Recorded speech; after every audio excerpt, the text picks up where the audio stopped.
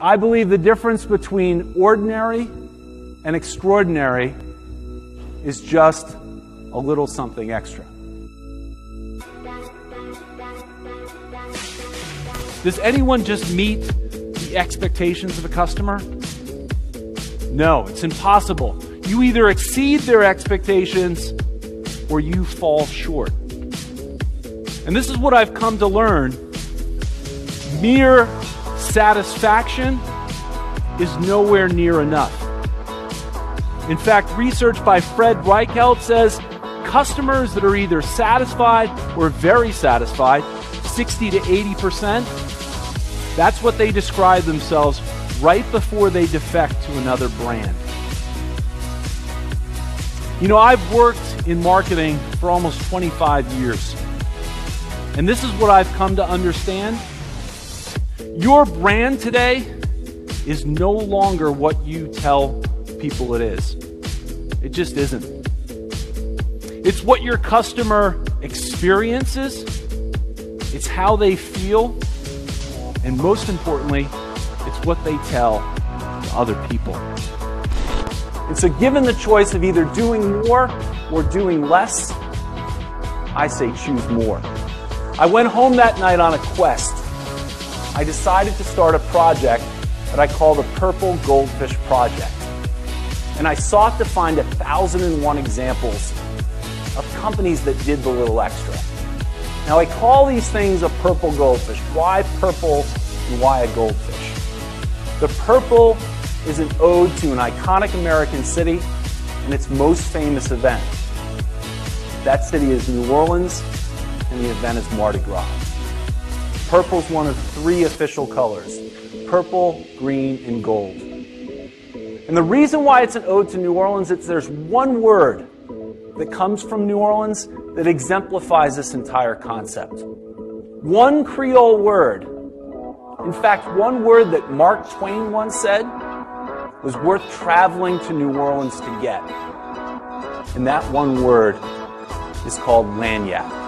This is a study by IBM. They talk about how essentially customers now, their expectations are greater than they've ever been. Here's what they found. They said more than 3 out of 4 customers that you deal with, they not only expect you to know them as an individual, but they expect you to understand what their needs are. Here's the second thing they found. 4 out of 5 customers, 81%, they expect faster and faster response times with the brands that they now deal with. And lastly, 2 out of 3, and this speaks directly to omnichannel, they expect that the brands that they work with are going to harmonize the experience that they have. Meaning if they're interacting in one channel, they expect if they go into another, they're not going to miss a beat.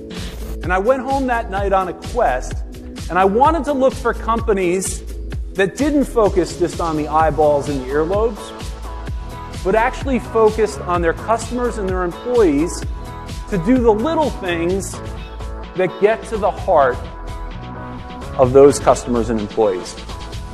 Now, a little bit of trivia here.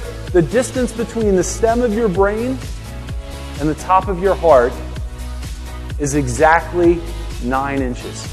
Lopsiding is about actually leaning into what makes you different and actually amplifying it to take it to the next level.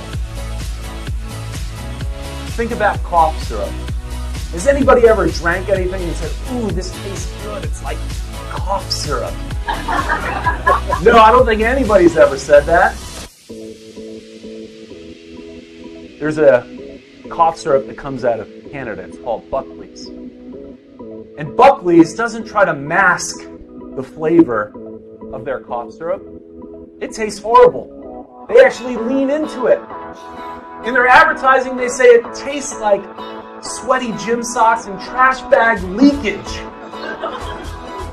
Their point is it tastes awful because it works. They amplify that fact in Lopsided. In 1957, Disneyland had only been open for 2 years, and Walt was an idea guy.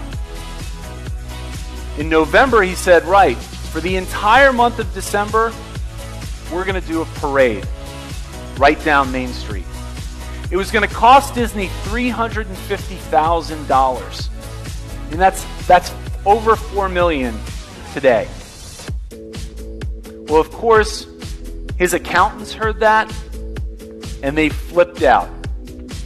The finance guys found Walt, and they sat him down and said, Walt, don't do the parade. They said, not only is it going to cost a ton of money, but these people are already in the park.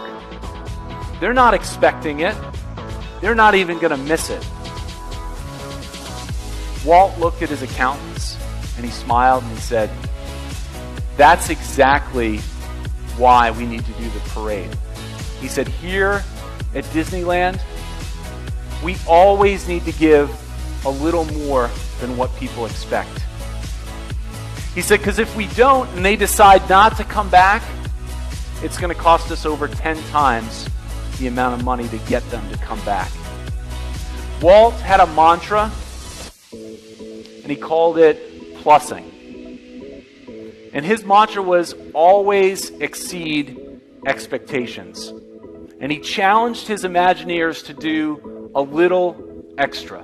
What's the signature extra that you provide? What's going to make them tell their friends about that experience?